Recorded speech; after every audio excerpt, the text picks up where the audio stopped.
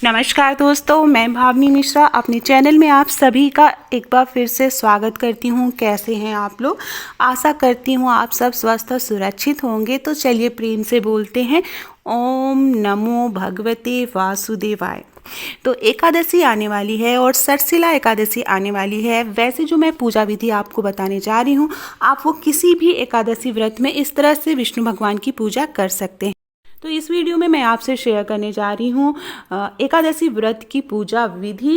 ये पूजा विधि सठ तिला एकादशी की है, तो तिल का उपयोग किया जाएगा। बाकी जो भी एकादशी व्रत आप रहते हैं उसमें ज़रूरी नहीं है कि आप तिल का उपयोग करें, क्योंकि ये सठ तिला एकादशी है, इसलिए हम इसमें तिल के लड्डू और तिल और गुड़ चढ़ाते हैं। तो चलिए सबसे पहले जानते हैं कि पूजन सामग्री क्या क्या ज़रूरत पड़ेगी।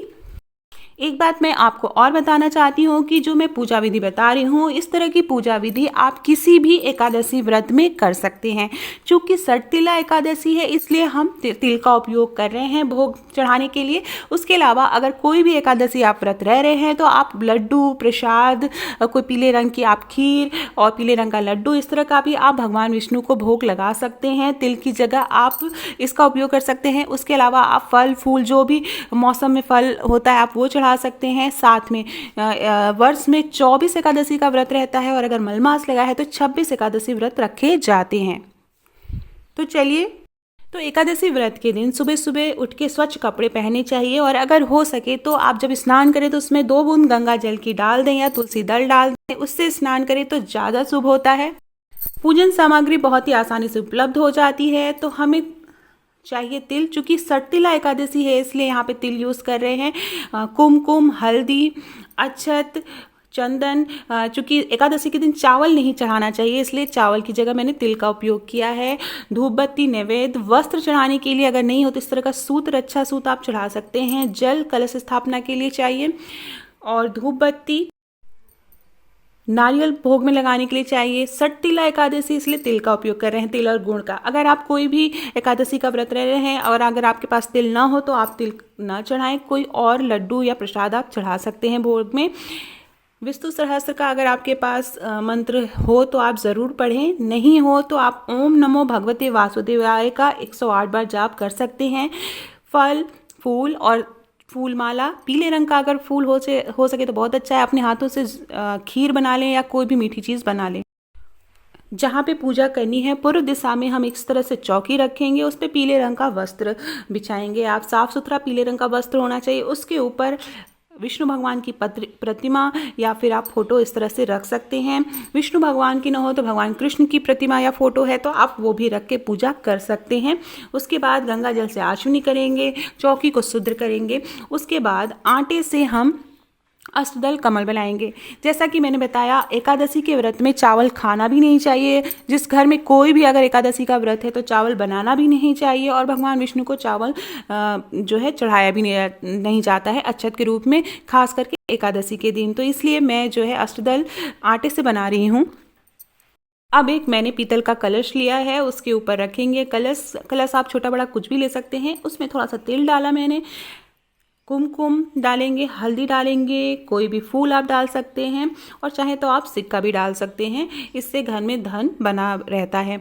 उसके बाद उसके ऊपर तिल से भरी कटोरी रखेंगे।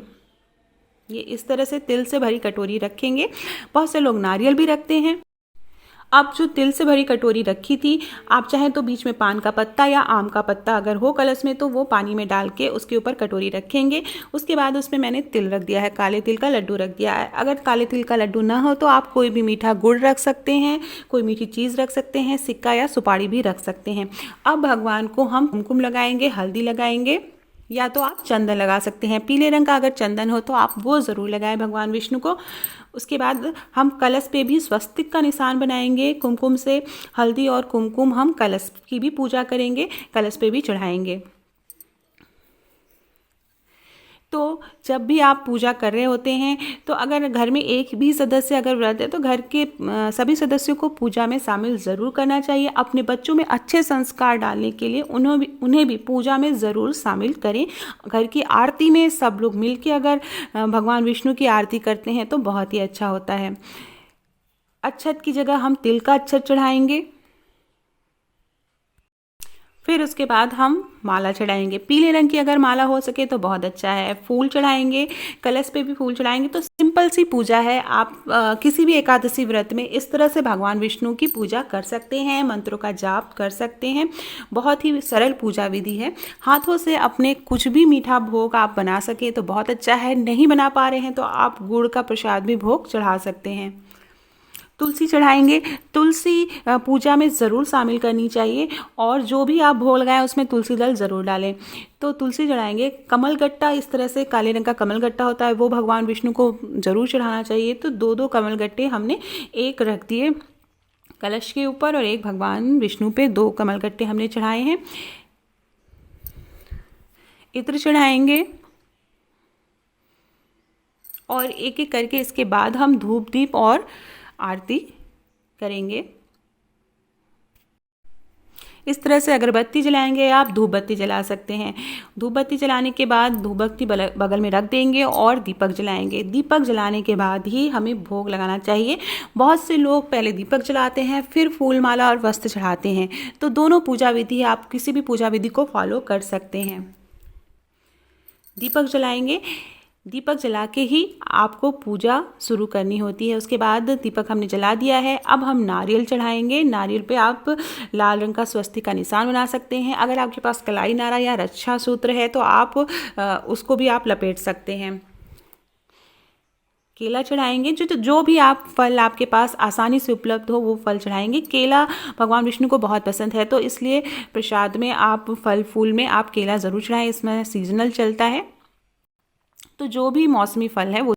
अगर आपके घर में शंख है तो शंख हमेशा भगवान विष्णु या श्री कृष्ण के पास रखना चाहिए। आपका जो पूजा स्थल है वहाँ पे भी आप ध्यान दें। अगर आपके छोटा सा भी आप शंख कहीं से खरीद के ला पाए तो वो भगवान विष्णु के पास ज़रूर रखना चाहिए। इससे घर में सुख संपत्ति और धन ध्यान बना रहता है। तो पूजा में इसे ज़रूर शामिल करें।